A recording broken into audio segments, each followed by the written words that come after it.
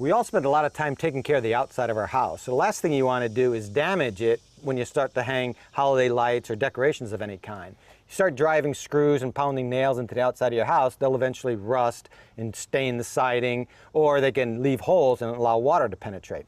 So here I'm hanging some holiday lights, and I came up with a really clever idea, I think, that eliminates any kind of metal fastener.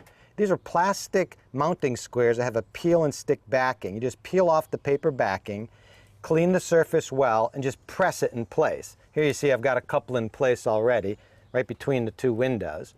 And then if you look closely, you see it has 4 slots on this mounting base, so you can insert a cable tie. It also has a hole in the middle where you can put in a screw, but we're just going to use cable ties. And you just put the lights in there, snug this up, you'll hear it zip. There you go. Now if you want, you can come back with a pair of pliers and snip off this little tail. The nice thing is, these will hold the lights or the decorations really secure in place. At the end of the season, you just snip off the cable tie, pull it out, leave the mounting base in place, and you can reuse it next year.